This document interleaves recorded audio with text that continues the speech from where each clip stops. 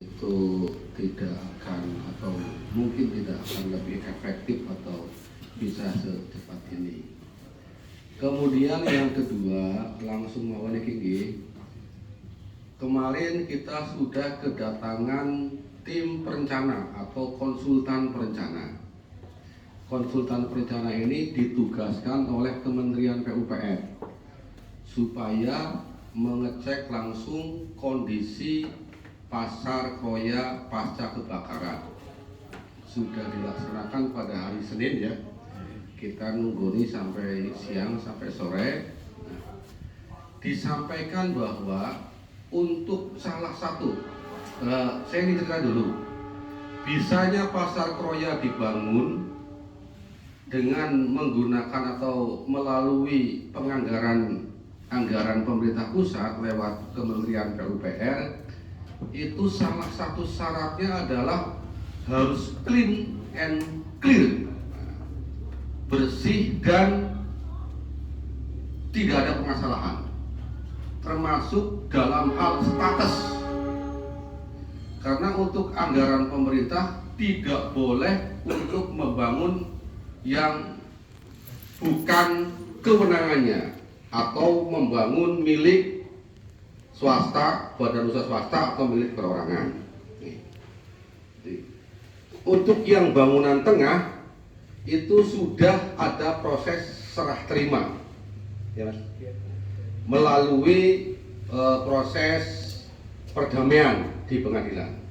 Sudah tidak masalah. Yang tengah, yang bangunan utama dalam, kecuali yang di atasnya ada dimanfaatkan oleh kapo. Karena anggaran ini tidak boleh untuk merehab, hanya bisa untuk membangun.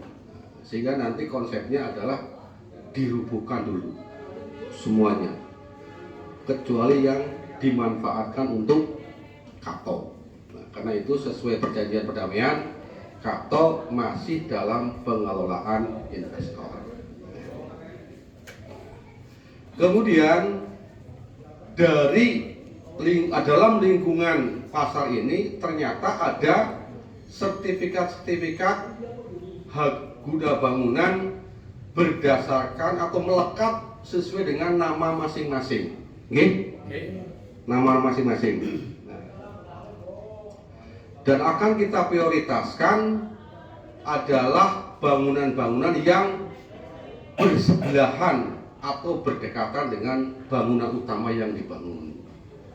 Sehingga berdasarkan hasil rapat pada hari Jumat kemarin, kepada bangunan-bangunan yang masih dengan status hak guna bangunan pada masing-masing nama atau dengan nama tidak masuk dalam bangunan induk, itu ada dua penawaran atau ada dua alternatif.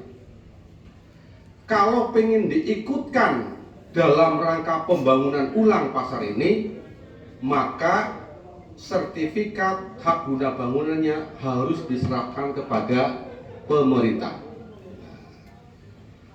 Silahkan atau yang kedua, mungkin keberatan untuk diserahkan kepada pemerintah, tetapi nanti tidak masuk dalam proses pembangunan ulang. Jelas ini Pak Gubernur ya? Makanya yang kita prioritaskan yang sebelah utara, karena yang sebelah selatan yang berdekatan Kato, di bawah Kato itu juga sementara belum bisa diperbaiki lah. Bagaimana untuk bisa memperbaiki, nanti akan kita upayakan dengan sumber anggaran yang lain. Jadi yang prioritas yang ini.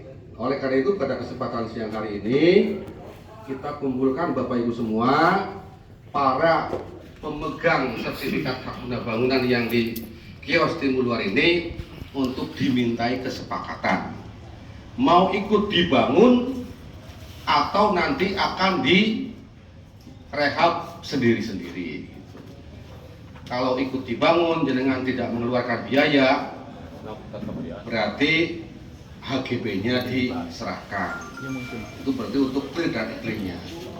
Kalau misalnya kok keberatan HGB-nya diserahkan, berarti silahkan direhab atau diperbaiki sendiri-sendiri. Tetapi sifatnya HGB berdasarkan catatan yang kami lihat kan tetap berakhir tahun 2032. Kalau sudah berakhir, senang orang senang, gelem orang gelem, ya kembali kepada pemerintah. Walaupun mungkin bisa dimohon. Ini sebagai pengantar kami, saya sih selaku dinas kepenginnya ada perubahan total. Jadi semuanya bisa tertata.